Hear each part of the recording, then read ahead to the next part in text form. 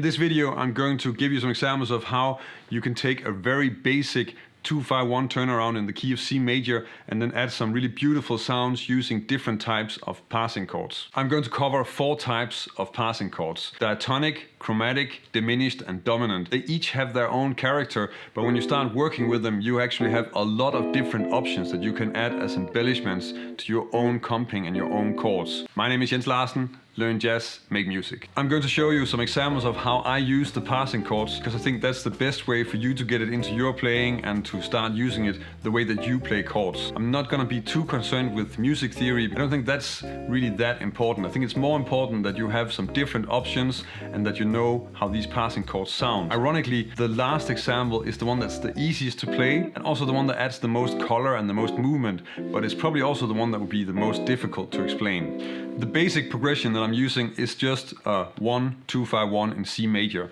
So that would be C major, D minor, G7, back to C major. And very often I'm playing it with drop 2 chords as well. So that could be something like this.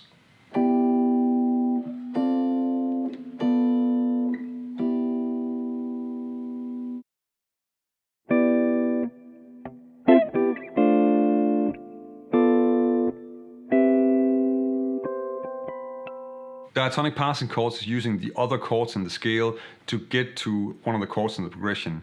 And in this case, I'm on the C major 7 and I want to go to the D minor 7. And the way I do that is that I'm just skipping up to F major 7 and then I'm walking down to the D minor 7. So I'm playing F major 7, E minor 7, down to D minor 7.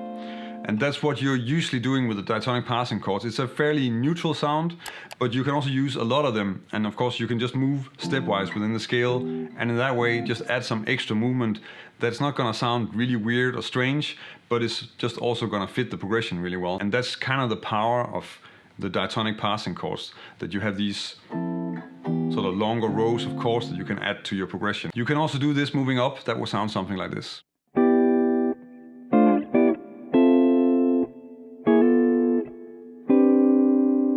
In this example, I'm just adding an E minor chord and then using inversions to create the movement. So I'm starting with this D minor and then moving up, and I can really just move the voicing. So that's also a very smooth way to do that, and it's easy to add a lot of movement because you can just move things around the scale. So D minor up to E minor and then up to the D minor 9, that's my target.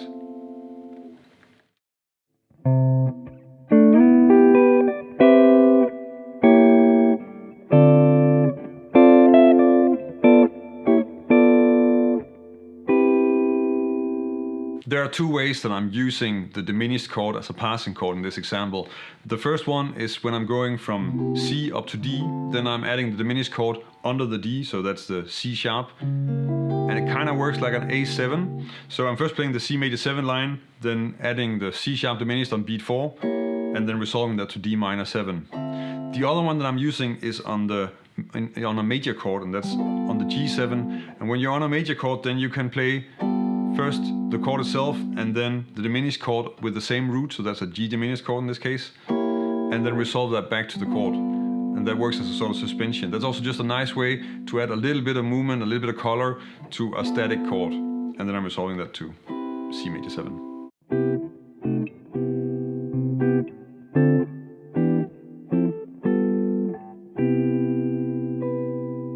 This example is using the diminished passing chord on the C major 7. So first playing the chord, then going to a C diminished and then back to the C major, just to add a little bit of movement. Then on the D minor 7, G7, I'm adding some diatonic passing chords because I'm on the D minor 7 and then I'm walking up to the G7. So D minor, E minor up to F, up to G7, and then back to C major 7.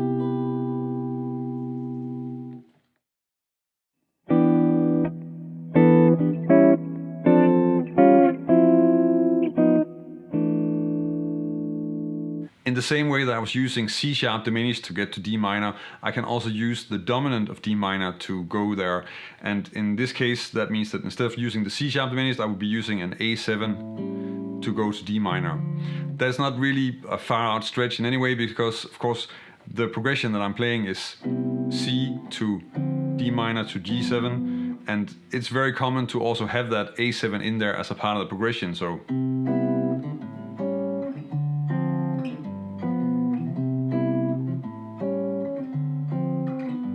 it doesn't sound weird at all, and that's really what I'm using in this example. So I'm first playing C major 7 and then A7 to take me to D minor, and then I'm adding another A7 to resolve to D minor. And here I'm actually extending the D minor a little bit, and then on the 4 I go to G7 flat 13, resolving to C6 9.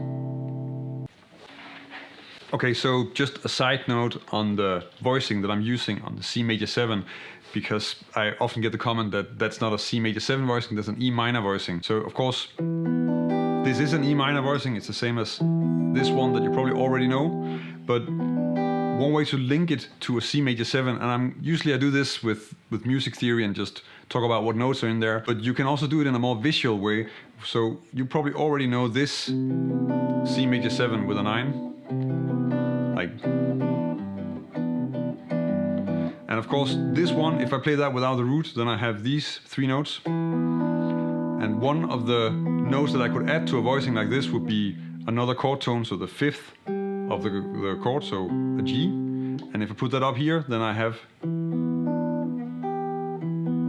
my E minor 7 voicing, which is then also a C major 7 with a 9.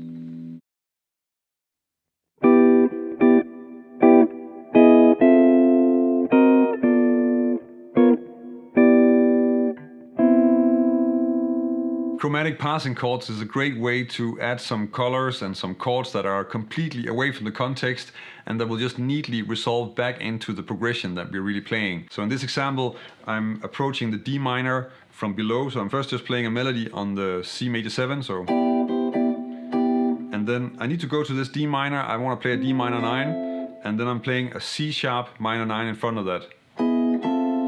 And I'm adding another chromatic passing chord to go to G, so I'm using an A flat 7 to move down to G7.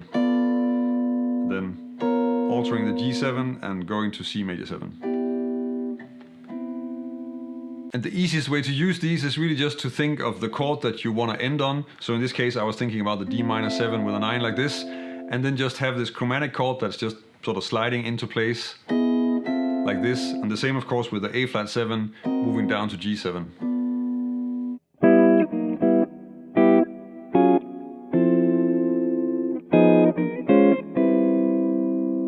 As you can see in this example, you can use chromatic passing chords to approach a chord both from above and below.